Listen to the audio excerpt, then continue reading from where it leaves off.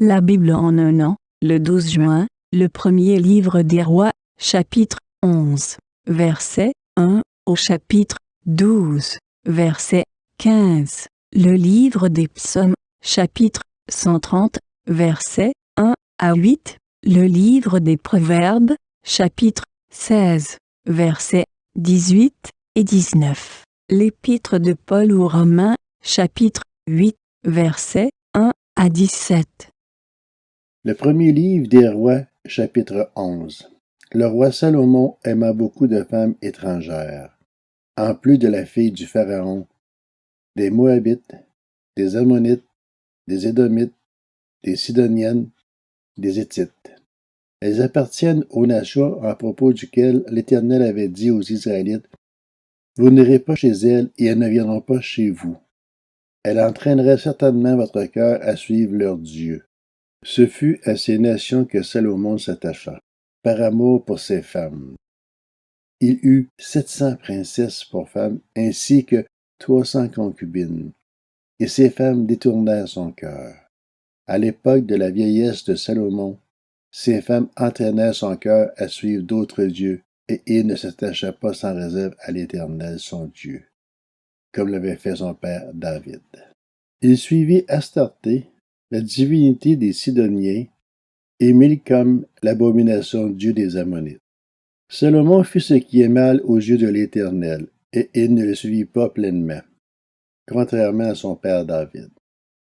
Ce fut alors qu'il construisit sur la montagne qui se trouve en face de Jérusalem un haut lieu pour Chemosh, l'abominable dieu de Moab, et pour Moloch, l'abominable dieu des Ammonites. Il agit de cette manière en l'intention de toutes ces femmes étrangères, pour qu'elles puissent offrir des parfums et des sacrifices à leurs dieux. L'Éternel fut irrité contre Salomon, parce qu'il avait détourné son cœur de lui, le Dieu d'Israël, qui lui était apparu 2 fois. Il lui avait pourtant expressément défendu de suivre d'autres dieux, mais Salomon ne respecta pas ce commandement de l'Éternel. L'Éternel dit alors à Salomon, « Puisque tu agis de cette manière, et que tu n'as pas respecté mon alliance, ni les prescriptions que je t'avais données, je vais t'arracher la royauté et la donner à ton serviteur. Toutefois, je ne le ferai pas pendant ta vie à cause de ton père David, c'est de la main de ton fils que je l'arracherai. Je n'arracherai cependant pas tout le royaume à ton fils. Je lui laisserai une tribu à cause de mon serviteur David et de Jérusalem, la ville que j'ai choisie. » L'Éternel fit surgir un adversaire pour Salomon, Hadad l'Édomite, membre de la famille royale d'Édom. Lorsque David avait combattu contre Édom, Joab, le chef de l'armée, était monté pour enterrer les Israélites morts, et il avait tué tous les Édomites de sexe masculin. Il était resté 6 mois en Édom avec tout Israël, jusqu'à ce qu'il ait éliminé tous les hommes. Hadad avait alors pris la fuite avec des serviteurs édomites de son père et s'était rendu en Égypte. Il était encore un tout jeune garçon. Partis de Madian, ils étaient allés à Paran, avaient pris avec eux des hommes de Paran et étaient arrivés en Égypte, chez le Pharaon, le roi d'Égypte. Celui-ci avait donné une maison à Hadad, avait pourvu à son entretien et lui avait accordé des terres. Hadad avait trouvé grâce aux yeux du Pharaon, à tel point que celui-ci lui avait donné pour épouse la sœur de sa femme, la reine Tachpenay. La sœur de Tachpenay avait donné un fils à Hadad, Génubat, et Tachpenay l'avait élevé dans la maison du Pharaon. Ainsi Génubat avait vécu dans la maison du Pharaon au milieu de ses enfants. Lorsqu'Hadad apprit en Égypte que David était couché avec ses ancêtres et que Joab, le chef de l'armée, était mort, il demanda au Pharaon, « Laisse-moi partir dans mon pays. » Le Pharaon lui dit, « Que te manque-t-il auprès de moi pour que tu cherches à rentrer dans ton pays? » Il répondit, « Rien, mais laisse-moi partir. » Dieu fit surgir un autre adversaire pour Salomon, Rezon, le fils d'Éliada, qui s'était enfui de chez son maître Hadadézé, le roi de Tsoba. Il avait rassemblé des hommes auprès de lui, et il était chef d'une bande. lorsque David avait massacré les troupes de son maître. Ils étaient allés à Damas et s'y étaient installés, et il en devint les rois. Il fut un adversaire d'Israël pendant toute la vie de Salomon, en même temps qu'Adad lui faisait du mal, et il détestait Israël. Il régna sur la Syrie. Jéroboam aussi, un serviteur de Salomon, se révolta contre le roi.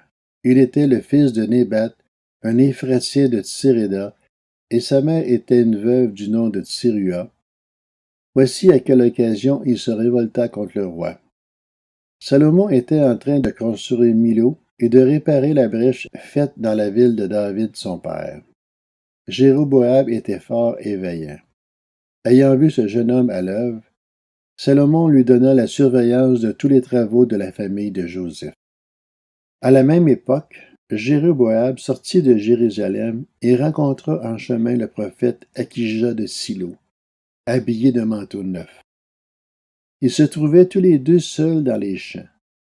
Akija attrapa le manteau neuf qu'il portait, le déchira en 12 morceaux, et dit à Jéroboam, « Prends 10 morceaux pour toi. En effet, voici ce que dit l'Éternel, le Dieu d'Israël. Je vais arracher le royaume de la main de Salomon, et je te donnerai 10 tribus. Mais il gardera une tribu à cause de mon serviteur David et de Jérusalem, la ville que j'ai choisie de préférence à toutes les tribus d'Israël. Cela arriva parce qu'ils m'ont abandonné et se sont prosternés devant Astarté, la divinité des Sidoniens, devant Kémosh, le dieu de Moab, et devant Milcom, le dieu des Ammonites. Et parce qu'ils n'ont pas marché dans mes voies pour faire ce qui est droit à mes yeux, et pour mettre en pratique mes prescriptions et mes règles, comme l'a fait David, le père de Salomon. Je ne lui retirerai pas tout le royaume. En effet, je le garderai comme prince tout le temps qu'il vivra, à cause de mon serviteur David, que j'ai choisi et qui a respecté mes commandements et mes prescriptions. En revanche, je retirerai le royaume à son fils, et je t'en donnerai 10 tribus. Je laisserai une tribu à son fils, afin que mon serviteur David ait toujours un successeur devant moi à Jérusalem, la ville que j'ai choisie pour y établir mon nom. Je vais te prendre pour que tu règnes sur tout le territoire que tu voudras, et tu seras roi d'Israël. Si tu obéis à tout ce que je t'ordonnerai, si tu marches dans mes voies, et si tu fais ce qui est droit à mes yeux, en respectant mes prescriptions et mes commandements, comme l'a fait mon serviteur David, je serai avec toi, et je te construirai une maison stable, comme j'en ai construit une à David, et je te donnerai Israël. J'humilierai ainsi la descendance de David, mais ce ne sera pas définitif. Salomon chercha à faire mourir Jéroboam, mais il se leva et se réfugia en Égypte, vers Shisha, le roi d'Égypte. Il resta en Égypte jusqu'à la mort de Salomon. Le reste des actes de Salomon, tout ce qu'il a accompli et sa sagesse, cela est décrit dans les annales de Salomon. Salomon régna 40 ans à Jérusalem sur l'ensemble d'Israël. Puis il se coucha avec ses ancêtres et fut enterré dans la ville de son père David. Son fils Roboam devint roi à sa place. Le premier livre des rois, chapitre 12. Roboam se rendit à Siken, car tout Israël était venu pour le proclamer roi. Lorsque Jéroboam, le fils de Nébat, l'apprit, il se trouvait encore en Égypte, où il s'était enfui loin du roi Salomon, et c'était là qu'il était installé. On le fit appeler. Jéroboam et toute l'assemblée d'Israël vinrent alors trouver Roboam et lui dirent, « Ton père a exercé une dure domination sur nous. Quant à toi, maintenant, allègue le dur service et la domination particulièrement lourde que nous a imposé ton père, et nous te servirons. » Il leur répondit, « Allez-vous-en et revenez vers moi dans 3 jours. » Et le peuple s'en alla. Le roi Roboam consulta les anciens qui avaient été au service de son père Salomon pendant sa vie. Il leur demanda, « Que me conseillez-vous de répondre à ce peuple? » Voici ce qu'ils dirent. « Si aujourd'hui tu as une attitude de serviteur envers ce peuple, si tu te montres à leur service, et si tu leur réponds de façon positive en leur adressant des paroles bienveillantes, ils seront pour toujours tes serviteurs. Mais Roboam délaissa le conseil que lui donnaient les anciens et consulta les jeunes qui avaient grandi avec lui et qui faisaient partie de son entourage. Il leur demanda: Que me conseillez-vous de répondre à ce peuple? Ils me tiennent ce langage. Allège la domination que ton père nous a imposée. Voici ce que lui dirent les jeunes qui avaient grandi avec lui. Le peuple t'a tenu ce langage? Ton père nous a imposé une domination particulièrement lourde, mais toi, allège son poids. De ton côté, dis-leur: Mon petit doigt est plus gros que les reins de mon père. Mon père vous a imposé une domination particulièrement lourde, eh bien, moi, je la rendrai plus lourde encore. Lui vous a puni avec des fouets, moi je vous punirai avec des fouets munis de pointes. Jéroboam et tout le peuple vinrent trouver Roboam le 3e jour, conformément à ce qu'avait dit le roi. Revenez vers moi dans 3 jours. Le roi répondit avec dureté au peuple. Il délaissa le conseil que lui avaient donné les anciens et leur dit, d'après le conseil des jeunes: Mon père vous a imposé une domination particulièrement lourde, moi je la rendrai plus lourde encore. Lui vous a puni avec des fouets, moi je vous punirai avec des fouets munis de pointes. Ainsi, le roi n'écouta pas le peuple. Cela fut en effet conduit par l'Éternel, pour que s'accomplisse la parole qu'il avait dite par l'intermédiaire d'Akija de Silo à Jéroboam, le fils de Nébat. Le livre des Psaumes, chapitre 130, Chant des montées. Du fond du gouffre, je fais appel à toi, Éternel. Seigneur, écoute-moi. Que tes oreilles soient attentives à mes supplications. Si tu tenais compte de nos fautes, Éternel, Seigneur, qui pourrait subsister? Mais le pardon se trouve auprès de toi afin qu'on te craigne. J'espère en l'Éternel de toute mon âme et je m'attends à sa promesse. Je compte sur le Seigneur plus que les gardes n'attendent le matin. Oui, plus que les gardes n'attendent le matin. Israël, mets ton espoir en l'Éternel, car c'est auprès de l'Éternel que se trouve la bonté. C'est auprès de lui que se trouve une généreuse libération. C'est lui qui rachètera Israël de toutes ses fautes. Le livre des Proverbes, chapitre 16. L'arrogance précède la ruine et l'orgueil précède la chute. Mieux vaut être humble avec les gens modestes que de partager un butin avec les orgueilleux.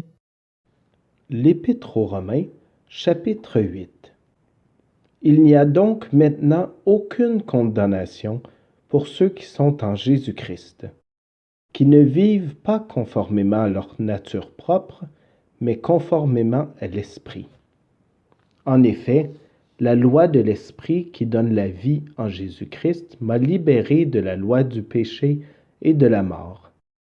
Car ce qui était impossible à la loi, parce que la nature humaine la rendait impuissante, Dieu l'a fait.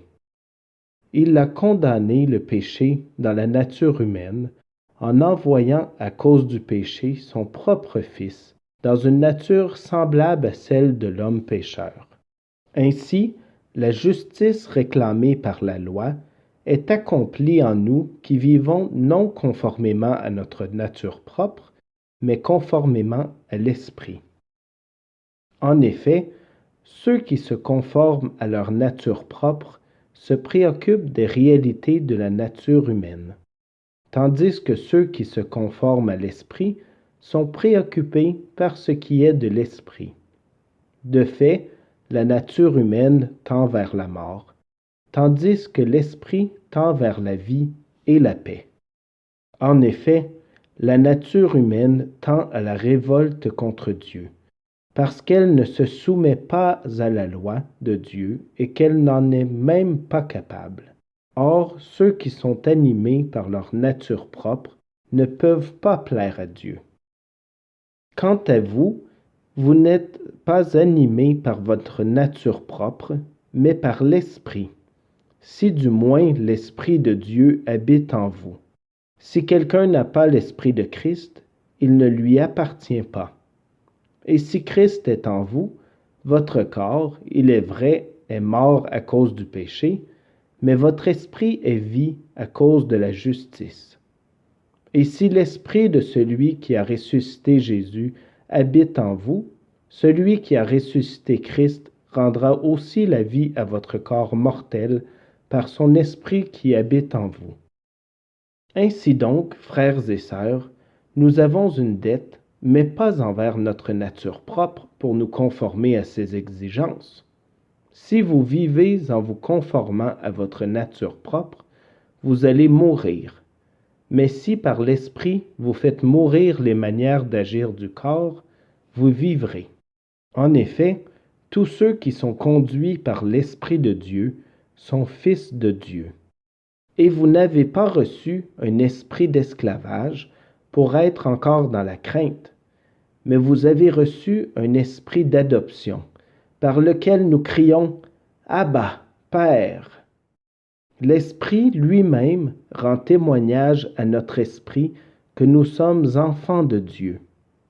Or, si nous sommes enfants, nous sommes aussi héritiers, héritiers de Dieu et co-héritiers de Christ, si toutefois nous souffrons avec lui, afin de prendre aussi part à sa gloire.